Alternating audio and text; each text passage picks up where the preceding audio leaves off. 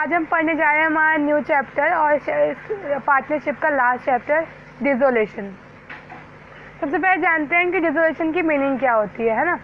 तो डिसोलेशन का मतलब होता है कि business of the firm come to end, मतलब जो फर्म का जो बिजनेस है ना वो कहाँ आ जाए, एंड पे आ जाए, फिनिश। मतलब आज हम क्या करने जा रहे हैं, अपने बिजनेस को बेचने जा रहे हैं, कैन से अपनी बैलेंस शीट सारे अकाउंट क्या करने जा रहे हैं, क्लोज करने जा रहे हैं। ठीक है, क्योंकि हम आगे अब बिजनेस नहीं करना चाहते। ठीक है, और यही वर्ड कंपनी के लिए बच्चे क्लोज वर्ड यूज नहीं होता, कंपनी के लिए वर्ड यूज होता है लिक्विडेशन। ठीक है, एक नंबर में क्वेश्चन भी आता है कि कंपनी के उसके बंद होने पे क्या बोलते हैं, कंपनी अगर क्लोज होती है उसे क्या बोलते हैं, कंपनी का लिक्विडेशन हो रहा है। ठीक है, अब बच्चे की कोई भी फर्म अपनी मतलब डिसोलेशन मतलब क्या होता है, ऑफकोर्स क्लोज हो रही है ना। तो इसके बहुत सारे रीज़न हो सकते हैं कि कोई फर्म क्यों बंद हो रही है ना। बहुत सारे रीज़न हो सकते हैं। देखो, पहला हो सकता है कि उनकी म्यूचुअल अग्रीमेंट हो, मतलब वो सभी अचानक से सबको कुछ काम हो गया और सब ने सोचा कि आज हम खुद ही अपनी मर्जी से ही बंद कर रहे हैं, या you can say mutual agreement मतलब अपनी मर्जी से। दूसरा, उन्होंने कुछ अनलॉफुल कर दिया हो, है ना, तो कोर्ट ही मना कर दे उन्हें कि अब तुम आगे बिजनेस नहीं कर सकते, या फिर उनका जो बिजनेस है वो इंसॉल्वेंट हो गया हो, है ना, मतलब अब वो एकदम ही दिवालिया, एकदम गरीब हो गया हो, तो इसलिए भी किसी बिजनेस को बंद करना पड़ सकता है ना। और या फिर उनका कोई पार्टनर जो है वो क्या कहते हैं, दोनों पार्टनर मर जाएं, है ना, इनमें से कोई भी सिचुएशन हो सकती है। बुक में अच्छे से हम पढ़ लेंगे बाद में। ठीक है, ये रीज़न है, ये कुछ मेन रीज़न जिनकी वजह से कोई फर्म को क्या करना पड़ता है, अपना डिसोलेशन। ठीक है, तो ये कुछ छोटे से रीज़न है, बाकी बुक में पढ़ोगे तो तुम्हें और भी रीज़न मिल जाएंगे, पर ये मेन है। ठीक है, अब देखते हैं जब कोई फर्म बंद होती है, डिसोलेशन होती है, ठीक है, डिसोलेशन बोलते हैं, तो उस वक्त क्या क्या काम होता है। ठीक है, तो बच्चे जब कोई फर्म बंद होती है, ठीक है, जब किसी फर्म का क्या होता है, डिसोल्यूशन, तो बच्चे दो चीज़ होती है। पहला, उस फर्म की क्या होती है, सारी असेट्स जो हमें बैलेंस शीट में दिखती है ना, उनको हम कर देते हैं सेल। ठीक है, और जो भी उनकी फर्म की क्या होती है, लाइबिलिटी। ठीक है, तो अगर फर्म डिसोल्यूशन होता है सबसे पहले क्या करेंगे, उसकी असेट सेल कर देंगे, और लाइबिलिटी, बच्चे लाइबिलिटी में भी कौन सी लाइबिलिटी, आउटसाइडर वाली। ठीक है, उसकी क्या करेंगे, पेमेंट करेंगे। ठीक है, देखो दो लाइबिलिटी होती है, एक आउटसाइडर और एक जो होती है इनसाइडर। ठीक है, इनसाइडर लाइबिलिटी मतलब वो जो कैपिटल होती है सारे पार्टनर की। ठीक है, जनरल तो नहीं कह सकते। ठीक है, अगर इन्हीं पार्टनर ने कुछ लोन दे रखा हो, ठीक है, इन्हीं पार्टनर का लोन, मेन तुम कैपिटल याद रख लो, इनसाइडर का मतलब होता है कैपिटल वगैरह। ठीक है, तो अगर फर्म के पास बच्चे असेट्स बेचने से मान लो 1 लाख रुपए आया, ठीक है, सारी बेच दी उन्होंने, तो सबसे पहले बच्चे पेमेंट इसकी करेंगे। वेरी इंपॉर्टेंट, सबसे पहले याद रखना है कि एक नंबर में क्वेश्चन आता है कि जब भी डिसोलेशन होता है सबसे पहले किसकी पेमेंट करते हैं, आउटसाइडर लाइबिलिटी की। ठीक है, जैसे क्रेडिटर हो गया, बीपी हो गया, ठीक है, इनकी पेमेंट पहले होगी, और फिर अगर पैसा बचा इसमें से, ठीक है, फिर हम क्या करेंगे, इनसाइडर मतलब ये जो कैपिटल का, ऑफकोर्स पार्टनर ने जो कैपिटल का पैसा लगाया ये लेंगे भी तो सही, अगर पैसा बचा आउटसाइडर की पेमेंट करने के बाद, तब हम इनकी कैपिटल की पेमेंट वगैरह जो भी है कर देंगे। ठीक है, तो पहला नंबर किसका आता है, आउटसाइडर का, फिर इनसाइडर लाइबिलिटी का। ठीक है, अगर हमारे पास डिसोल्यूशन करते वक्त पेमेंट करने की बारी आ रही है। ठीक है, और अपनी सारी एसेट्स हम बेच देते हैं, उससे जो पैसा आता है हम ये दोनों निपटारा करते हैं, और पहले ये और सेकंड ये।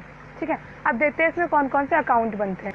तो बच्चे जो ये एसेट्स और लाइबिलिटी है ना, ऑफकोर्स इन एसेट्स लाइबिलिटी को बेचने के लिए और इनकी पेमेंट रिसीव करने के लिए हम अकाउंट बनाते हैं। ठीक है, उस अकाउंट को कहते हैं रिलेशन अकाउंट, तो इसे रिकवरी अकाउंट भी कह सकते हो, क्योंकि यहाँ सारा पैसा क्या होता है, रिकवर होता है। ठीक है, ये यू कैन से कि जब ऑफकोर्स बच्चे जब डिसोल्यूशन हो रहा है, हमें एसेट्स लाइबिलिटी बेचनी है, तो ऑफकोर्स इनको कहाँ डालना हो, कहीं एक अकाउंट में डाल के वहाँ बेचेंगे। ठीक है, जो बेचने वाले अकाउंट है, यू कैन से पैसा रिकवर करने वाले अकाउंट को क्या कहते हैं, रियलाइजेशन अकाउंट। ठीक है, तो सबसे पहले ये रियलाइजेशन अकाउंट बनता है। ठीक है, तुम्हें क्या करना है, बैलेंस शीट जो तुम्हारे क्वेश्चन में गिवन होती है, ठीक है, तुम्हें सारी assets, very important, all assets, ठीक है, जिससे तुम्हें देख के लग रहा हो कि उनसे पैसा मिल सकता है। ठीक है, वेरी इंपॉर्टेंट, जिनसे रिकवरी हो सकती है पैसे की, वो सारी एसेट्स बच्चे एज इट इज तुम्हें यहाँ कॉपी पेस्ट कर देनी है। ठीक है, बैलेंस शीट में देख के। ठीक है, और वो सारे आउटसाइडर लाइबिलिटीज, ठीक है, वो तुम्हें यहाँ पे कॉपी पेस्ट करनी है as it is same amount के साथ। ठीक है, जैसे प्लांट एंड मशीनरी हो गई, ठीक है, ऑफकोर्स वो पैसा देती है। मैं ये क्यों कह रही हूँ कि वो ऐसे जो पैसा दे सकती हैं, फॉर एग्जांपल बच्चे असेट साइड में P&L एप्रोप्रिएशन भी तो लिखा होता है ना, और वो क्या पैसा देता है? नहीं, वो पैसा नहीं देता है। एडवर्टाइजिंग सस्पेंस अकाउंट होता है, वो पैसा देता है? बिल्कुल नहीं। तो वो असेट तुम्हें यहाँ नहीं उतारनी जो पैसा नहीं दे सकती। ऑफकोर्स इनको बेचने से मार्केट में पैसा थोड़ा ना मिलेगा, तो खाली वो असेट उतारनी है। ऑल असेट्स का मतलब वो असेट, स्टार लगा लो, वो असेट जो हमें पैसा दे सकती है। और लाइबिलिटी में आउटसाइडर लाइबिलिटी, आउटसाइडर मतलब BP हो गया है ना, क्रेडिटर हो गया, ठीक है, वो आउटसाइडर वाली लाइबिलिटी जिन्हें बाहर वाले पेमेंट करनी, ये तुम्हें एज इट इज़ कॉपी कर लेनी है। सी आप देखो, ये एसेट्स और लाइबिलिटी जैसी हम ट्रांसफ़र कर देते हैं, ठीक है बच्चे। इसकी भी एक छोटी सी एंट्री होती है, एंट्री हम बाद में सीख लेंगे, फिर भी एक एग्जांपल के लिए बता रही हूँ, ठीक है। देखो बच्चे, एसेट्स अब कहाँ हो रही है? ट्रांसफ़र हो रही है। तब को एसेट्स खत्म होने पे क्या होती है? क्रेडिट। तो हम यहाँ करेंगे टू, मान लो बिल्डिंग ही कर रहे हैं, ठीक है, टू बिल्डिंग, और कहाँ जा रही है? वो रिलेशन अकाउंट में जा रही है, ठीक है, इसलिए क्या हो जाएगा? डेबिट, ठीक है। तो अब देखो रिलेशन के डेबिट में है ना, और उल्टे नाम से क्या लिख दोगे यहाँ? टू बिल्डिंग, ठीक है, मान लो 1 लाख रुपए की हुई, ठीक है। लेकिन बच्चे ये सिर्फ हम ट्रांसफ़र कर रहे हैं, वेरी इंपॉर्टेंट, अभी बेच नहीं रहे। अभी हम क्या कर रहे हैं? इन सारे एसेट्स को एक जगह ट्रांसफ़र कर रहे हैं, ठीक है, ताकि वहाँ बिकने चली जाए। अभी बिकी नहीं है, ठीक है, सिर्फ ये ट्रांसफ़र की एंट्री है, तो तुमने ट्रांसफ़र कर दी, ठीक है। अब बच्चे जब ये सेल होगी, ठीक है, तो ऑफकोर्स तुम्हें पता है सेल होने पे क्या होता है? कैश आता है। तो तुम क्या एंट्री करोगे? Cash account debit. बच्चे वैसे अगर एसेट्स बिकती है तो तुम cash account debit to building करते हैं ना, बट क्योंकि अब ये बिल्डिंग नहीं रह गई, अब वो क्या गई है? समझ लो एक अकाउंट है, सारी एसेट्स उसमें चली गई है। तो बच्चे अब एसेट्स का नाम बिल्डिंग नहीं होगा, अब एसेट्स का नाम क्या होगा? रियलाइजेशन, ठीक है। सारी एसेट्स जब बिकेंगी तो क्या एंट्री करोगे तुम? Cash account debit to relation. मान लो 1 लाख की बिकी है ना, 1 लाख की बिल्डिंग डाली थी हमने रिलेशन में, और बिकते वक्त क्या हुई? 1 लाख की, ठीक है। याद रखना, जब भी कोई भी एसेट से लाइबिलिटी रिलेशन में चली गई एक बार, ठीक है, ऑफकोर्स हमने ये डाल दी है ना इस साइड, तो अब सेल करते वक्त और पेमेंट करते वक्त उनका नाम नहीं आएगा असली वाला, क्या नाम आएगा? रियलाइजेशन, ठीक है। वो एक अकाउंट में चली गई हैं, तो अब उनका नाम, वो खिचड़ी मिक्स हो गई, अब उनका नाम क्या हो जाएगा? जिस अकाउंट में डाला है, ठीक है। तो अब देखो कि हम क्या करते हैं? एंट्री करते हैं। तो देखो रिलेशन अकाउंट के क्रेडिट साइड में, ये क्रेडिट है ना, क्रेडिट साइड में उल्टे नाम से तुम यहाँ आती है, ऑफकोर्स ये क्रेडिट साइड है, क्रेडिट साइड में उल्टे नाम से, उल्टा नाम क्या है? कैश, है ना। तुम यहाँ कर दोगे, लाइन खींचना नहीं है, बता रही हूँ मैं, यहाँ तुम कर दोगे बाय कैश, ठीक है।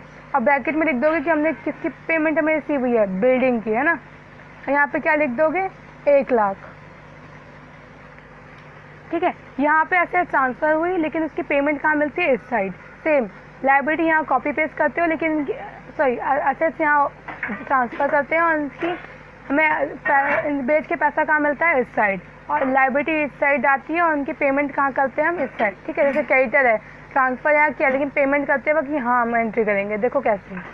ऑफकोर्स बच्चे, जब क्रेडिटर पेमेंट होती है तो एंट्री क्या करोगे तुम? क्रेडिटर्स टू कैश, है ना, यही एंट्री करते। लेकिन अब क्रेडिटर नहीं रहेगी, आप उसकी क्या एंट्री करेंगे?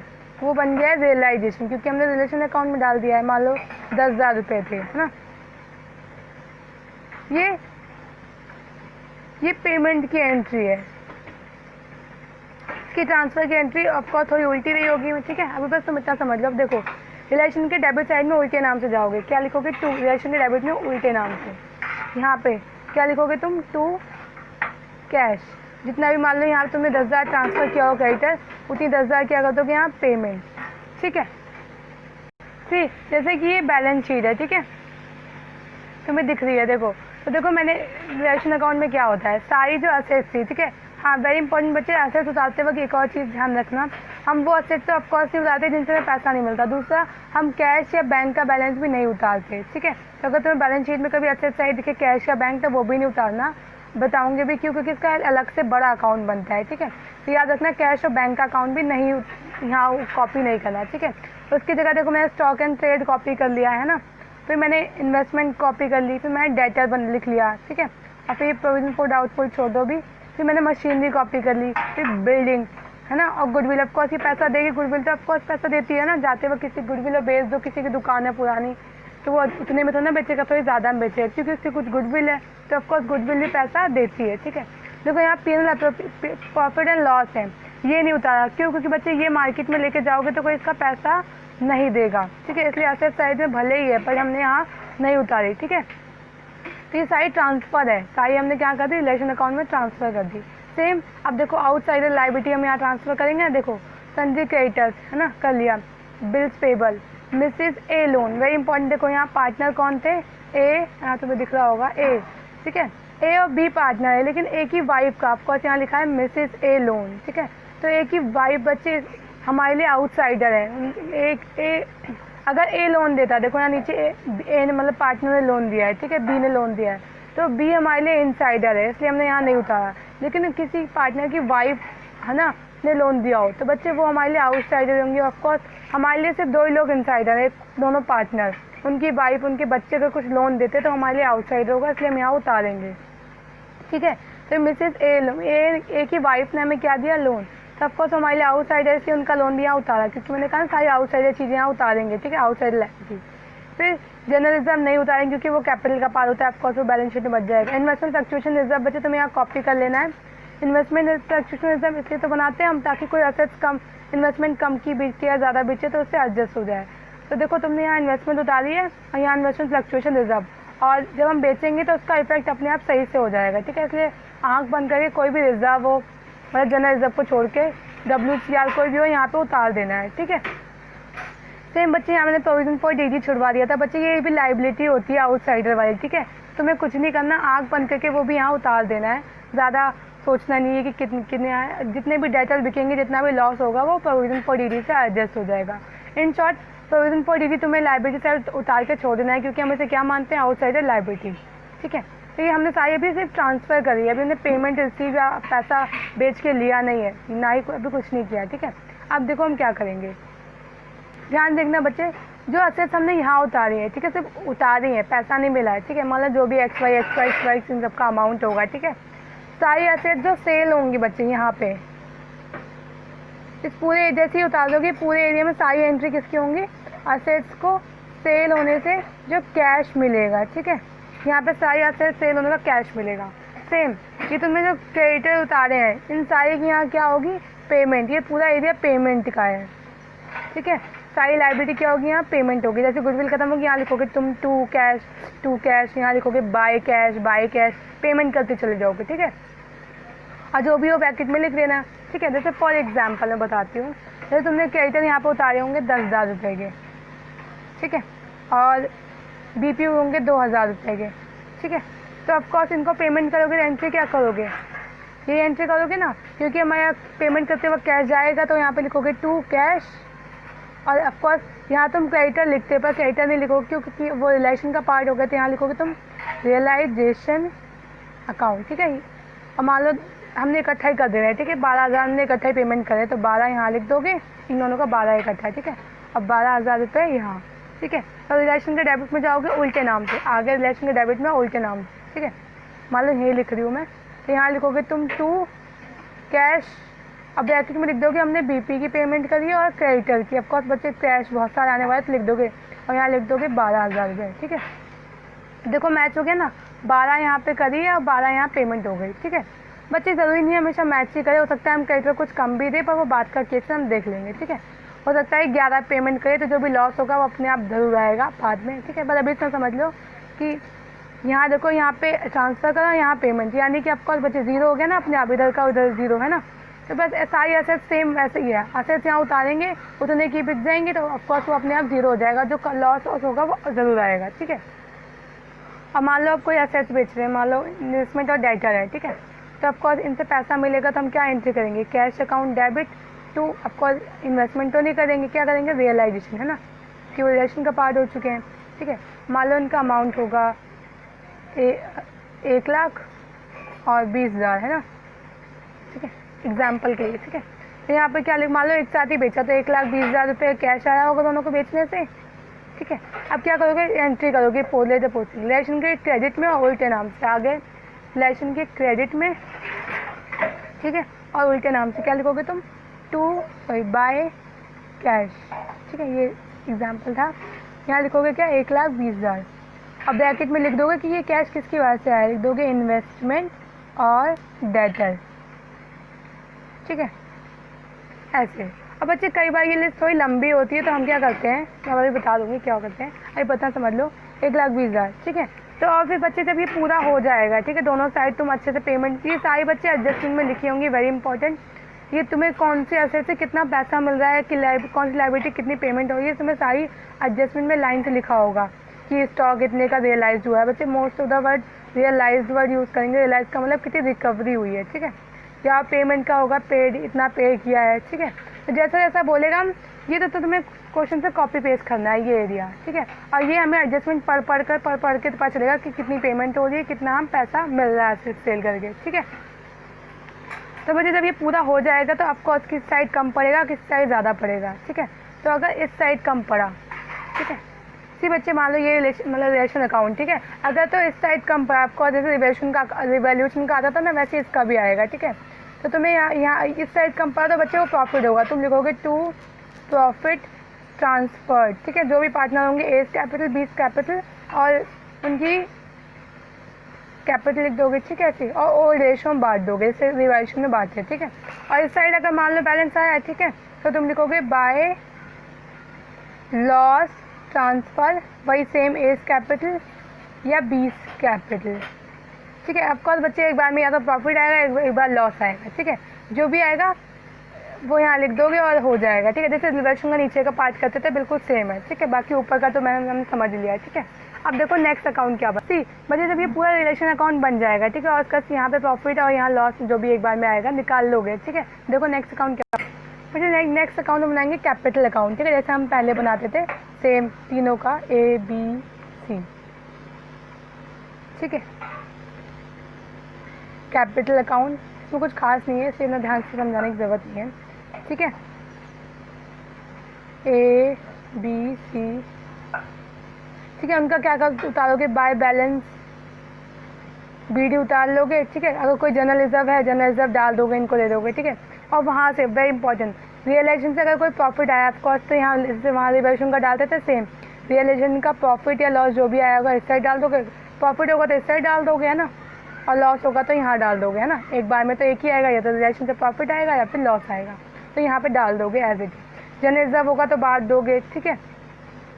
और कोई हाँ जैसे वही हमने देखा था ना उस क्वेश्चन में प्रॉफिट एंड लॉस था एसेट साइड, तो वो भी दे दोगे, है ना। कोई एडवर्टीजमेंट सस्पेंस अकाउंट हुआ तो वो भी यहाँ बांट दोगे, ठीक है। जो भी चीज़ें हमने एसेट्स में कहीं उतारी थी तो बची हुई चीज़ें यहाँ में बच जाएंगी ना ओल्ड रेशो में, ठीक है। Profit and loss, advertisement suspense account, general reserve बांट दिया, ठीक है।